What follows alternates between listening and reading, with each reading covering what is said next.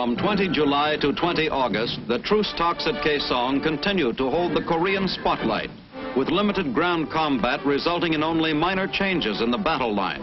A small UN offensive above Kumhwa reduces a red bulge and straightens the Allied line in the central sector. To the east, continued pressure by 8th Army units gains several miles north of Inji and Yanggu. As truce negotiations threaten to break down, UN commanders are alert for any movement by the Red forces, which have been greatly strengthened in men and supplies during the period of the Kaesong conferences.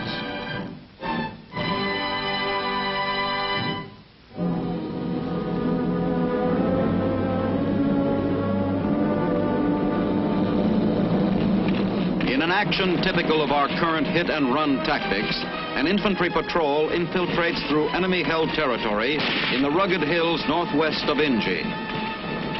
Short advances are made into hostile regions to locate Red outposts by drawing their fire.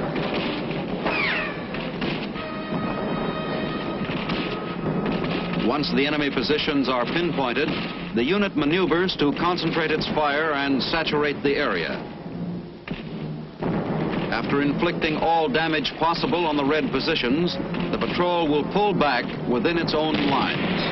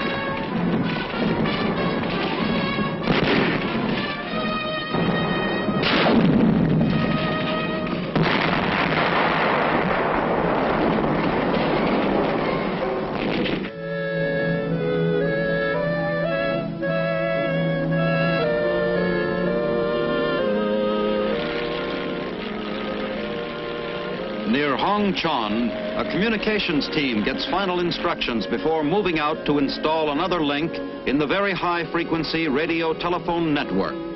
The VHF stations are necessarily located on high ground, since the radio beam is limited in its range by line of sight.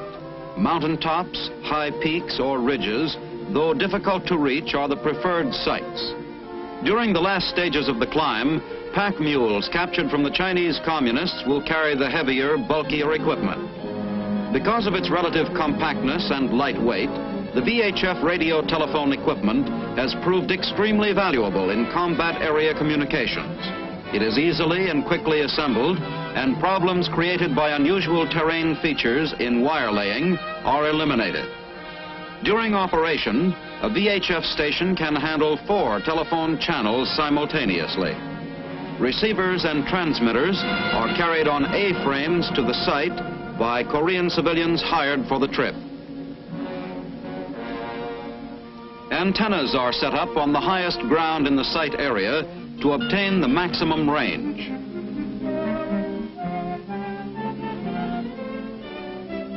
When the mast has been fitted together and guy lines attached, it is set into its base and raised into position.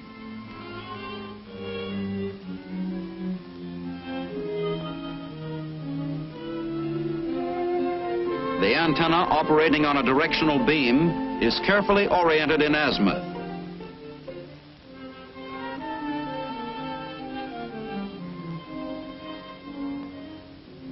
A coaxial cable is connected with the antenna and terminated in the transmitting station located close by. Coaxial cables for both transmitting and receiving pass through the central housing.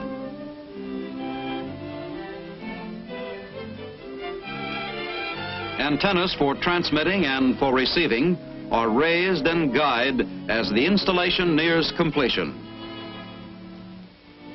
More supplies are moved to the station by an ingenious system of long lines and pulleys, a saving in time and manpower.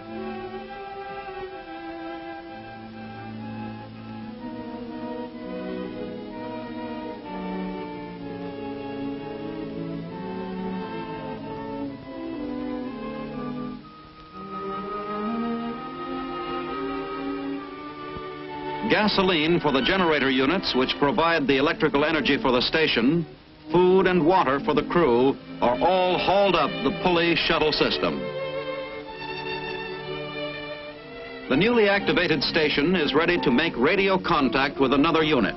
Messages sent through the radio telephone channels pass from telephone to wire to switchboard. The carrier then separates messages into one of 4 available channels which are transmitted by the VHF radio. At the receiving end, the messages follow the same channels to reach their destinations in the field, from radio to carrier to switchboard to telephone. After a series of checks and servicing adjustments have been made, the station is considered installed and ready for operation. It provides another link in the very high-frequency radio telephone network and will contribute its part to the efficiency of our combat communication system.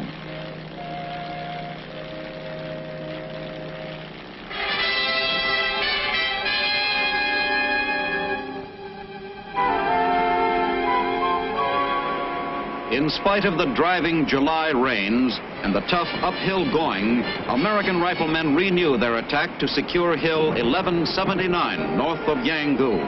Previous attempts to take the hill have resulted in failure. Fiercely defended enemy positions force the troops to dig in preparatory to an all-out attack. The unpredictable Korean weather has proved to be as troublesome as the Reds themselves. The drive toward the hill is supported by self-propelled 155mm guns. With the aid of artillery spotters and information obtained from patrols, the big guns from this forward position concentrate their fire on known and suspected targets.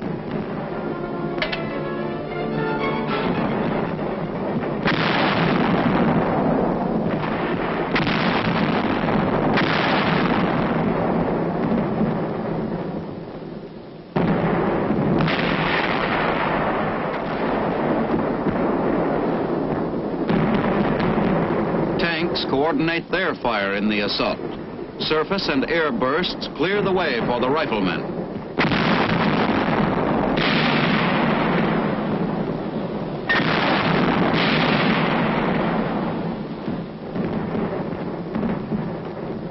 Strongly entrenched enemy positions are successfully eliminated from the path of the Allied advance.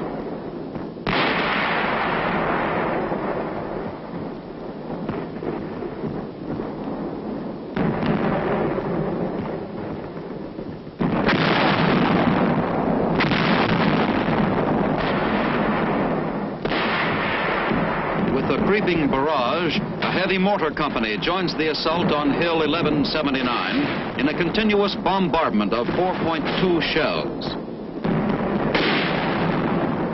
From firmly established positions in a nearby valley, the mortar company supports the attack by lobbing their shells in on the hill just ahead of the infantrymen.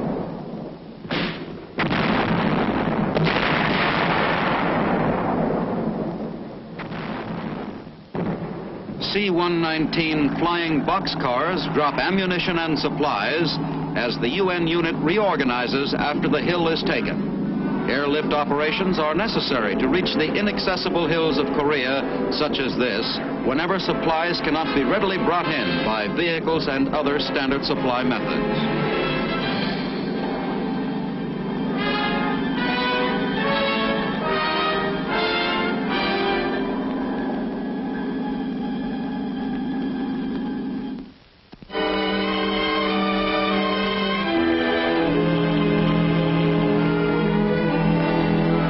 As the peace talks continue and the United Nations line in the north becomes stable, a mob of exhausted, rag-clad refugees swarms back toward Seoul. They gather on the south shore of the Han River, hoping to cross and return to their homes, which they abandoned when the city was last left to the enemy. Not all have returned. Thousands have died from hunger and exhaustion along the road. Exposure to weather and disease have taken countless others.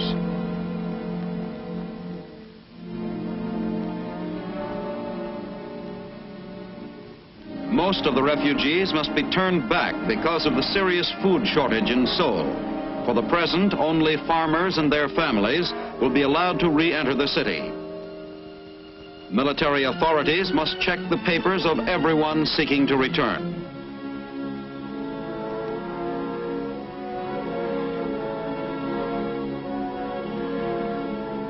Children, orphaned or separated from their parents in the confusion, shift for themselves.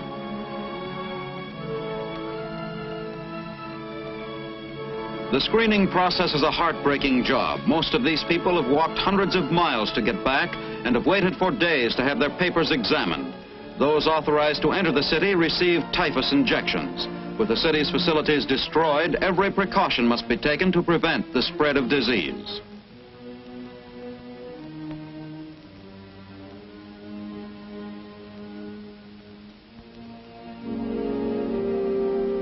As the screening goes on, the refugees who have been processed start for the river. Burdened with their families and the few possessions they have managed to cling to, they plod across the sand to the boats that will take them home.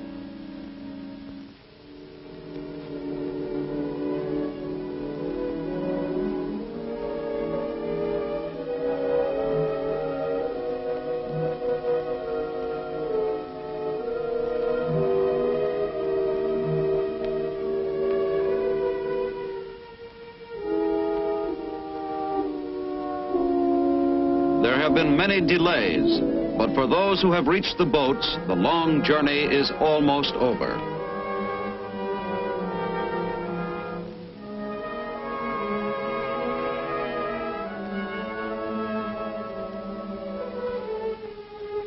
The outlook is still grim and uncertain. The city is in ruins. They will find their homes nothing more than heaps of ashes and rubble. But at least it is hope and a possible end to the months of aimless wandering.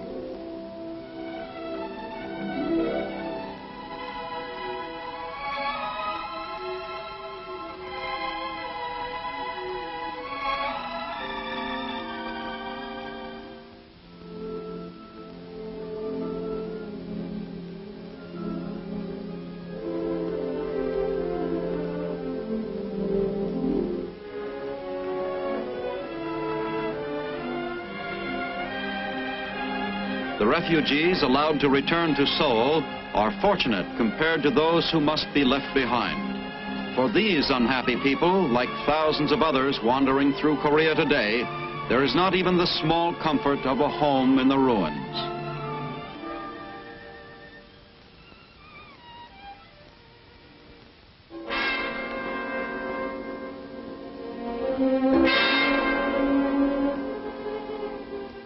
During a tank infantry patrol north of Yanggu, an enemy box mine puts this Allied tank out of action. A crew member is injured in the blast. Cautious probing reveals another box mine nearby, which is carefully deactivated and removed. The men gather materials to aid in bracing the tank as a tank retriever is ordered up from the rear.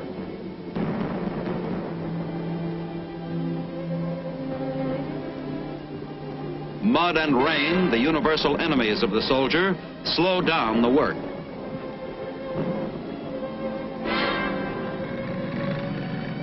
The crippled M4 will be hauled back to maintenance shops in the rear, where skilled repair crews will quickly put it back into action.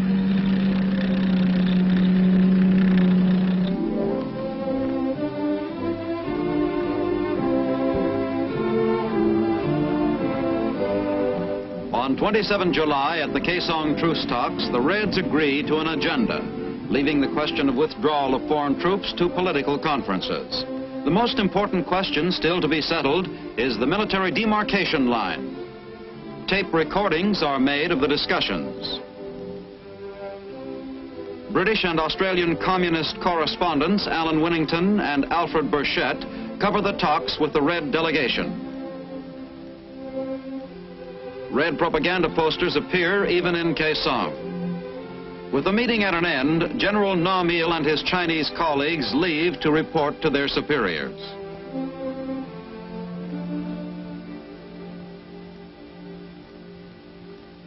The convoy of United Nations negotiators returning from Kaesong find themselves isolated when the ponton bridge over the Imjin River is washed away during one of the many unpredictable floods in the area.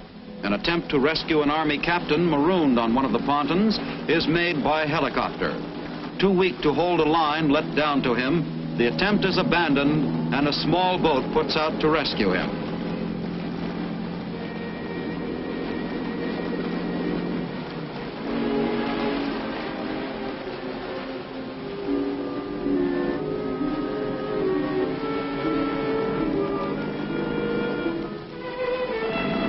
Personnel in the isolated convoy were airlifted by helicopter to Munsan in a 2-hour shuttle operation.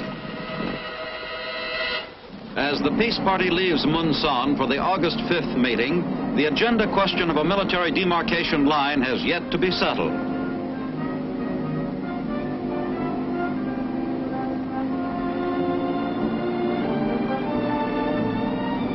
At Kaesong, Admiral Joy and General Craigie hope to meet the Reds on more amiable terms. They are in for a rude shock. In direct violation of the terms laid down for the truce talks, the Communists have unaccountably permitted a unit of 83 Chinese soldiers in full battle dress to enter the neutral area. Fully armed with mortars, rifles, pistols, and submachine guns, they make their camp within full view of the conference headquarters.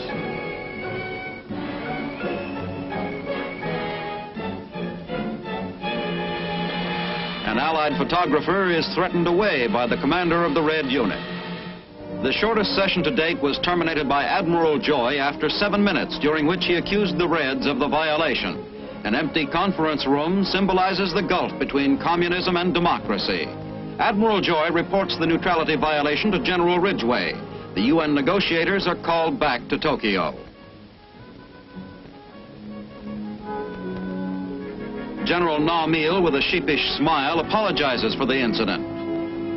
After the meeting with General Ridgway in Tokyo, negotiations are resumed. A possible subject for discussion, a change of site for the truce talks.